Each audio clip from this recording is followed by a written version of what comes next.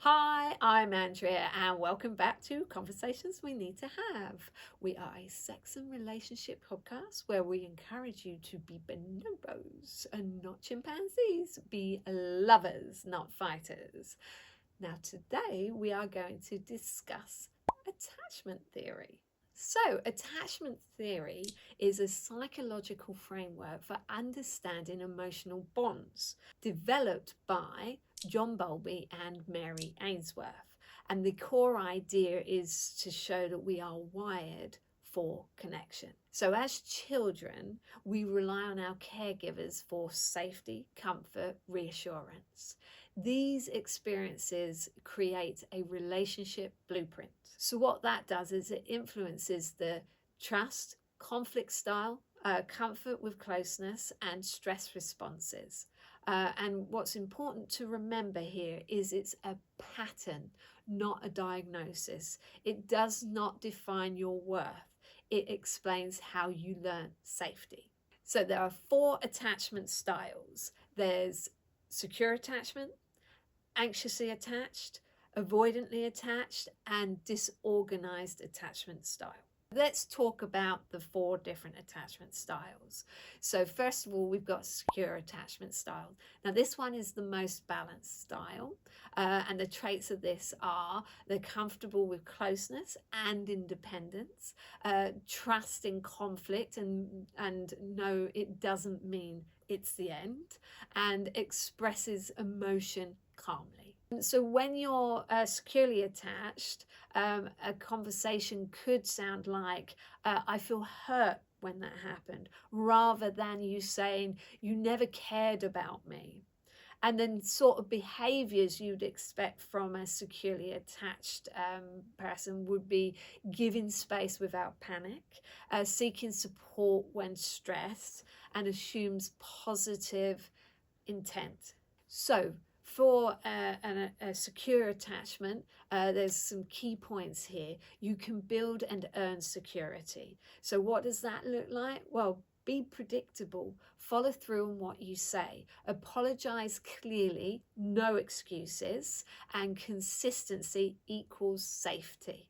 So next we've got anxiously attached, and this could look like someone who's highly sensitive to connection changes, and signs would be overanalyzing texts, picking up tone shifts instantly, and feeling uneasy with distance. Now the triggers might be late replies equals rejection, quietness equals abandonment.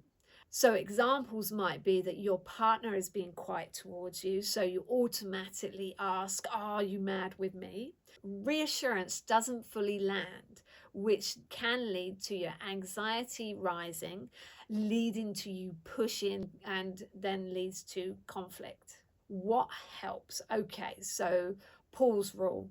Wait 20 minutes before reacting. Move, breathe, regulate. Fast checking. Do I have evidence or am I feeling lonely? Direct communication. I'm feeling insecure. Can we connect later? Okay, so let's look at avoidant attachment. So they tend to have a strong need for independence. Their emotions can feel overwhelming. They learn not to rely on others, and their conflict behavior is shutting down, disengaging, so the phone, leaving or silence, and feeling trapped or flooded. They're external versus their internal, so it looks like I don't care, but actually they're trying to regulate themselves. What could help is structured space. So maybe they take 30 minutes and then they return to discuss things in a calm manner. Micro connections is sharing small emotional details. And a reminder, withdrawal equals protection, not lack of love. Okay, so disorganized attachment. Now, this is the rarest and most complex. It's developed because their caregivers are both their safety but also their fear. So internal conflict is they want closeness, but closeness feels unsafe.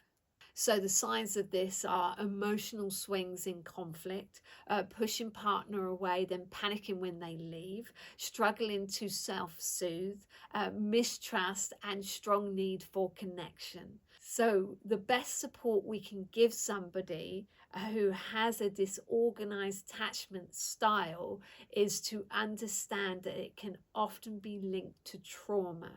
And actually, professional help could be very powerful in this case. The message is that this deserves compassion, not shame.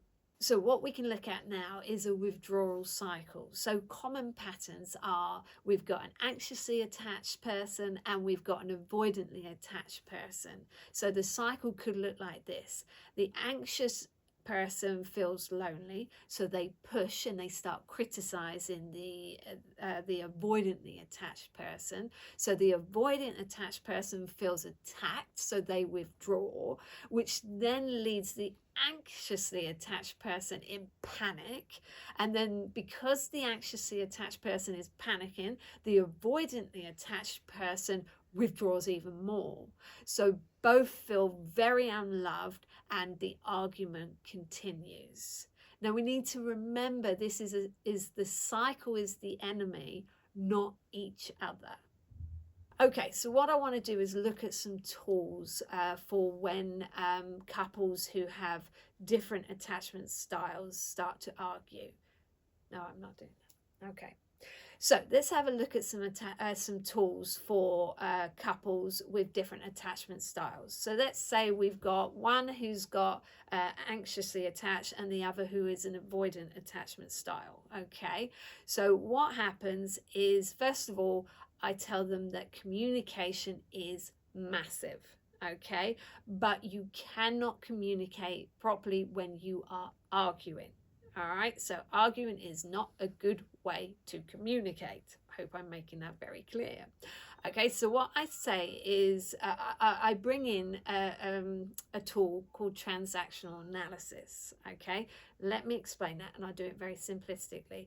I want you to imagine that both couples have 3 modes. So you've got parent, adult, child modes. Okay, now when we argue, we are in our child mode. Okay, you cannot communicate when you are in child mode. So what you need to do is come away and then come back in, but make sure you're in your adult modes. Okay, so but let's say you come back together and one's still in child but the other one is in adult. So what that does is that takes us into parent-child mode. Okay, we cannot communicate in parent-child mode.